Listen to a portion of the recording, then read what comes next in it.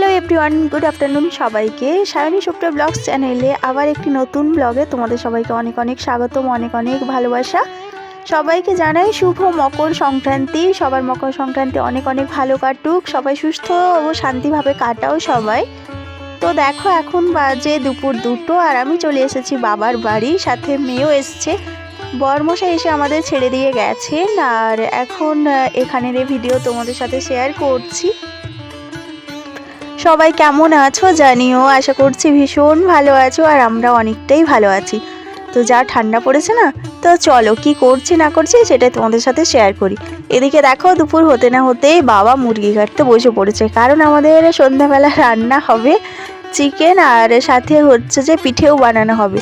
আর মকর সংক্রান্তি মাহাতোদের একটা স্পেশাল পরব বলতে পারো। তো কি হচ্ছে না হচ্ছে কিভাবে আমরা পালন করি সেটাই তোমাদের সাথে শেয়ার করার চেষ্টা করব যতটুকু পারবো। বাবা বলছে ভিডিও করার দরকার নেই, আমি মাংস কাটছি, বন্ধ করে দে। তো দেখো আমাদের পিঠে বানানো হবে আর কিভাবে বানানো হচ্ছে না হচ্ছে সেটাই দেখাবো। এদিকে দেখো আমার মেয়ে আমার ঠাকুমার সেবা করায় ব্যস্ত। ঠাকুমার চোখ অপারেশন হয়েছে, তো সেই জন্য মেয়ে ওর চুলে চিরুনি করে দিচ্ছে।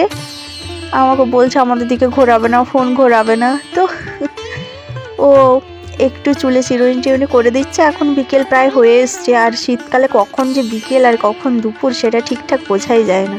তো চলো চিকেনটা বাবা রেডি করুক, তারপরে আবার আসছি।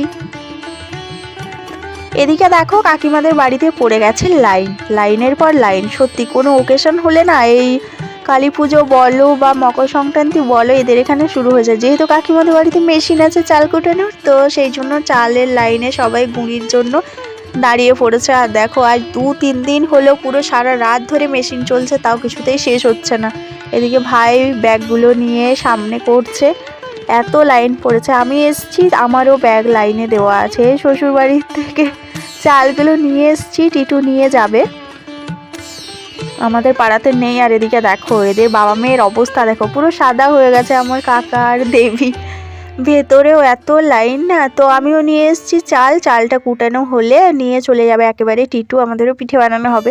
আমাদের ওদিকে না সেরকম কোনো মেশিন নেই। আমাদের আশেপাশে আছে মেশিন, কিন্তু কি বলো তো ওদের রেটটা একটু বেশি, মানে একটু বেশি টাকা নেয় বলে লোকে এখানে আসতে পছন্দ করে আর কি। যেখানে কম দামে পাবে সেখানেই তো যাবে। আর আমার কাকা সেই সুযোগটাকে কাজে লাগিয়েছে যে হ্যাঁ কম টাকাই হোক, আমার লোকটা বেশি হোক। আর এত দেখছো গুঁড়ি চালের গুঁড়ো এত উড়ছে চারিদিকে। তো চলো আমি ফোনটা বন্ধ করে দিই, না হলে আবার ফোনটার মধ্যে যদি ঢুকে যায় ফোনটাই খারাপ হয়ে যাবে। তো ভীষণ লাইন পড়েছে, চালের লাইনে দাঁড়িয়ে থাকে আমিও এখন। তারপর মেয়েকে নিয়ে চলে গেলাম ছোট মামার দোকানে। মেয়ে বায়না করছিল খাবার খাবে বলে, তো খিদে পেয়েছিল, বলছি মা আমায় কিছু কিনে দাও। ওদিকে আমাদের মা রান্না করছে চিকেনটা। একটু বাবা ভাত খাবে, আজকে সারাদিন ভাত খাইনি, জমিনে গেছিলো। তো আমি ভাবছি যাই দোকানে ওকে একটু কিছু কিনে দেবো। এদিকেও এসে লাইন আজকে না, মানে যেদিকে যাচ্ছি শুধু লাইন আর লাইন। এখন লাইনে দাঁড়াতে হবে, দাঁড়াও কখন আমাদের লাইন হবে তবে কেক নেব। সবাই এখন বাজার করায় ব্যস্ত। তো চলো দেখতে থাকো।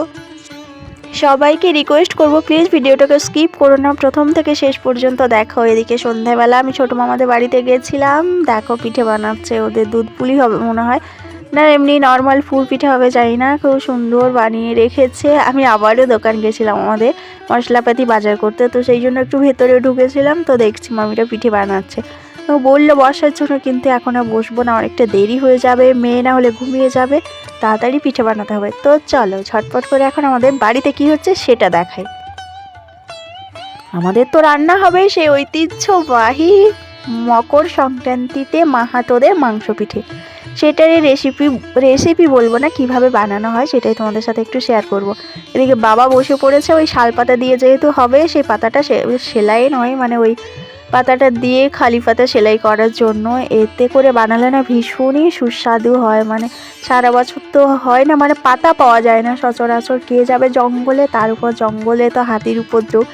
তো একজন আছে যে হচ্ছে যে দিয়ে যায় পাতা টাতা। ওদিকে আমার মাকে দেখো মাংসটা রান্না করে তার মধ্যে অল্প অল্প চালের গুঁড়ি দিয়ে সেটাকে মাখছে। আর এটা গরমেই মাখতে হবে, তা না হলে যদি ঠান্ডা হয়ে যায় তখন আর হবে না, গুঁড়িটা সেদ্ধ হবে না। বাবা বসে পড়েছে পাতাগুলো ওই খালি পাতা বানানোর জন্য। আর আমি আর ভাই এখনো আসেনি যদিও অফিস থেকে, এই পরবের মধ্যে ওর ছুটি নেই। একটা ছুটি ছিল, সেটাও আগেই নিয়ে নিয়েছে, পরীক্ষা দিতে গেছিলো কলকাতা, তো তার জন্য ও আর ছুটি পায়নি। তো ভাই এখনও আসেনি। আমি আর মেয়ে দুজনে মিলে এখন এই ঘর আর সেই ঘর করে যাচ্ছি। তো মা কিছুতে একা একা পারছিল না বলে বাবা সাহায্য করছিল। আর যা ঠান্ডা পড়েছে না, সত্যি এই ঠান্ডার মধ্যে ভীষণ ঠান্ডা, মানে মকর সংক্রান্তিতে ঠান্ডা ভীষণ পড়েছে। তো মকর সংক্রান্তিতে পূর্ণ লগ্নে কে কে কোথায় স্নান করতে যাচ্ছ বা কোথায় মেলা দেখতে যাচ্ছ সেটা অবশ্যই কমেন্টে জানিও। আর কে কোথায় কিভাবে কাদের বাড়িতে কি পিঠে হচ্ছে না হচ্ছে অবশ্যই কমেন্টে জানিও। আমার তরফ থেকে সবাইকে নেমন্তন্ন রইল, সবাই এসো অবশ্যই। আমার ইউটিউব ফ্যামিলি সবাইকে জানাই নেমন্তন্ন, সবাই আসবে কেমন। তো এদিকে চলো, এদিকে পিঠে রেডি হয়ে গেছে। মা পাতাগুলো ভালো করে ধুয়ে নিয়েছে, নোংরা ছিল বলে। তো তার মধ্যে এবারে একটু তেল দিয়ে দিতে হবে, যাতে না পিঠেটা ওর মধ্যে লেগে যায়, তা না হলে তো ছাড়ানো যাবে না।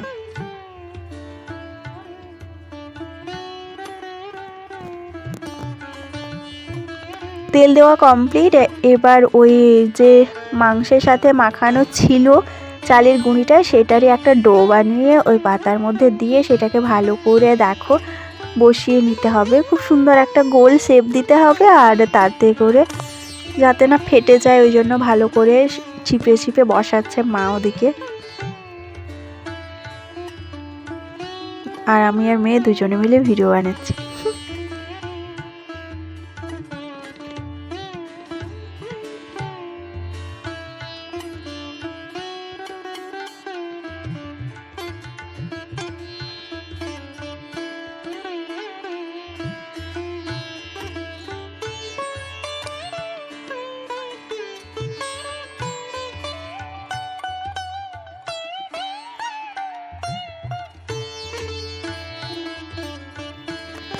তো ভালো করে দেখো হয়ে গেছে। আর একটা পাতা মানে যে বানানো ছিল খালি পাতাটা, সেটা ওর উপরে দিয়ে দিতে হবে। দুটোকে একসাথে চাপা দিয়ে উনুনে তাওয়াটা বসানো ছিল বেশ অল্প আঁচে, মানে খুব বেশি জাল দেওয়া নয়, অল্প আঁচে একই রকম আঁচে সেটাকে এবার বসানো হলো। আস্তে আস্তে সেদ্ধ হবে, উপরে পাতাটা পুড়ে যাবে, আস্তে আস্তে সেদ্ধ হবে। আর এই পিঠাটার সময় এই মকর সংক্রান্তির সময় আমাদের বানানো হয়, আর ভীষণ টেস্টি একটা পিঠে, মানে আমার তো ভীষণ ভাল লাগে। অন্য সময় তাওয়াতে বানানো হয়, কিন্তু এই শালপাতায় দেওয়া যে টেস্টটা, সেটা সত্যি একটা, মানে না খেলে বোঝা যাবে না, যাদের হয় তারাই জানে। আর সাধারণত এটা আমাদের মাহাতো সম্প্রদায়ের মধ্যেই হয়। আমার অনেক বন্ধুবান্ধব স্কুলে ছিল যারা সবাই বলতো যে তোদের মকর সংক্রান্তিতে ওই মাংসের পিঠে হয়, খাওয়াবি খাওয়াবি। তো সেই জন্য আমার মনে হলো যে আর মনে হয় সেরকম কাদেরও হয় না।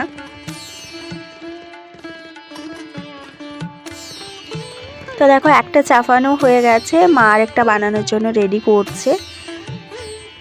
আর একটু সময় লাগে, মানে কি বলতো, অন্যান্য পিঠে যেরকম বসালেই হয়ে যায়, কিন্তু এটা মানে একটু সময় নিয়ে আস্তে আস্তে খুব অল্প আছে, মানে একই রকম আছে সেদ্ধ করতে হবে, তাহলে তার টেস্ট ভালো হবে। যদি বেশি আঁচ দিয়ে দেওয়া হয় না, তাহলে ওই পুড়ে যাবে সাইডগুলো।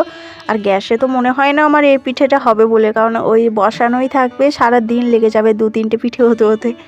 অনেকটা মোটা থাকে, মানে অনেকটা পুরু করে যেহেতু পিঠেটা হয়, তাই হচ্ছে যে গ্যাসে ট্যাসে হবে না। উনুনে বেশি কাঠ, মানে কাঠের জালে সেটা বেশি ভালো হয়। তো ওদিকে দেখো পিঠেটা হচ্ছে আস্তে আস্তে করে।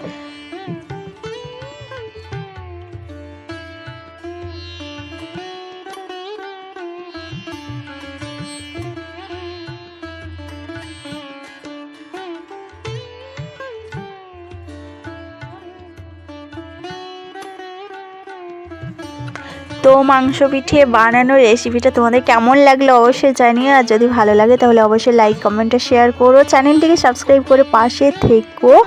অনেক অনেক আমার চ্যানেলটিকে ভালোবাসা দিও। আশা করছি দিন দিন আরও অনেক অনেক ভালো ভিডিও তোমাদের দিতে পারবো, চেষ্টা করব। আর আমার চ্যানেলটা 1 বছর পূর্ণ হলেও, তো তোমরা সবাই একটু সাহায্য করো যাতে পরের বছর অন্তত আমি চ্যানেলটাকে মনিটাইজ করতে পারি। এদিকে দেখো পিঠেটা বানানো কমপ্লিট হয়ে গেছে। তো এটাকে এখন ওই পাতাগুলো যেগুলো পুড়ে পুড়ে গেছে ওগুলোকে তুলে নিতে হবে। তো পিঠে কমপ্লিট হয়ে গেছে, দেখো এটাকে আস্তে করে পাতাটা তুলে নিলেই হয়ে যাবে আজকের পিঠে। আর আমরা তো এখন খেয়ে নেব। তোমাদের সবাইকে নিমন্ত্রণ রইল, তোমরা সবাই এসো অবশ্যই।